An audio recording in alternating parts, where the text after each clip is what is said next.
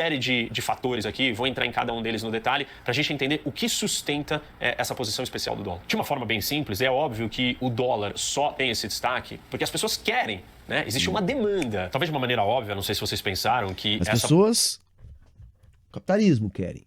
O dólar, não necessariamente. O capitalismo precisa continuar expandindo o capital. Para isso, ele precisa de uma moeda de conta internacional.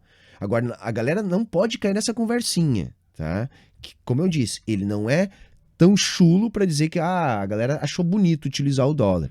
Mas os liberais, em geral, têm essa ideia da confiança. E não é bem assim. Não é na base da confiança, é na base da imposição. A posição do dólar, ou esse destaque, ele acontece porque existe uma demanda. Porque as pessoas, os países, as empresas, enfim, o mundo no geral, ele quer e ele pede por esses dólares. A pergunta que nós temos que responder, ou que eu vou tentar responder aqui para vocês é... O que ele chama de mundo é o capitalismo. Por que existe essa demanda pelo dólar? A primeira explicação pelo apelo ou pela necessidade da existência de uma moeda internacional ou de status internacional como o dólar tem a ver com a ideia, ou o que a gente chama de analogia doméstica, que seria o seguinte: por que nós temos o real dentro do Brasil?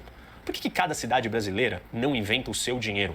Ou talvez cada estado do Brasil não tenha a sua própria moeda? Porque a moeda é uma questão de soberania.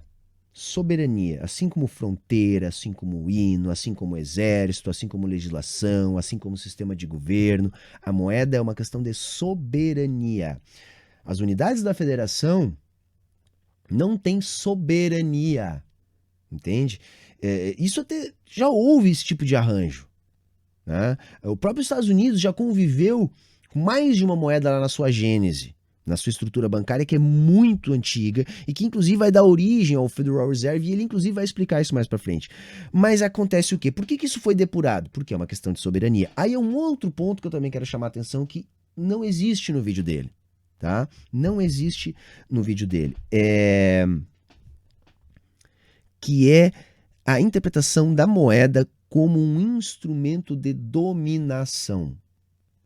E desde a gênese da moeda, mesmo antes do capitalismo, ela surge na humanidade como instrumento de dominação de classe, instrumento estatal de dominação de classe. Mas nós temos que entender que o Estado é o grande ente dominador, né? É o órgão responsável pela aplicação da violência cotidiana.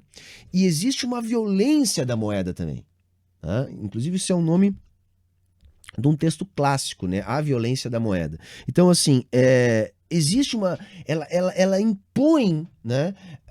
Ela se impõe como uma ferramenta de Estado que obriga as pessoas de determinada região a disporem desta moeda para estarem quites com o Estado. É algo do tipo assim: olha, para você existir dentro de determinado Estado, você precisa estar com seus tributos em dia. Para ter os seus tributos em dia, você tem que pagá-los, e você tem que pagá-los na moeda que nós estabelecemos que você pague. Para tanto, você tem que se virar para conseguir essas moedas. Então, se eu tenho que pagar R$10 de imposto, eu que lute para conseguir esses R$10, se eu quiser ficar ok aqui no Brasil, que se paga tributo em real. Então, é disso que eu falo da moeda enquanto instrumento de soberania, instrumento de dominação.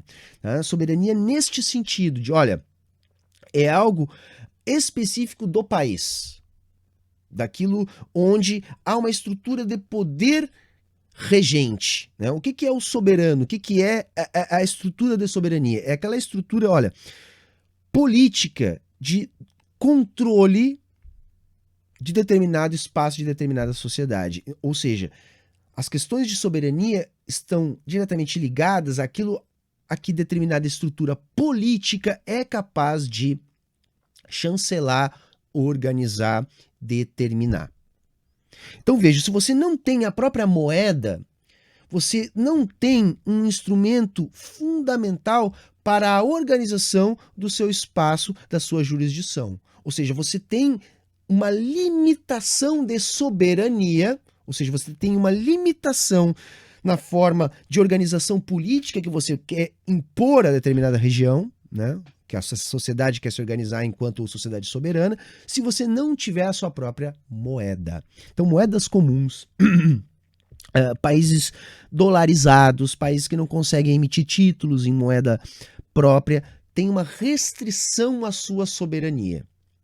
E isso significa que tem uma restrição à sua liberdade. Eles estão submetidos a interesses políticos superiores. Por quê? Porque a moeda é um instrumento de poder. E isso não aparece no vídeo do professor Roque. Não aparece essa violência da moeda. Não aparece a moeda como algo imposto como um instrumento de dominação. E mais, um instrumento de dominação de classe.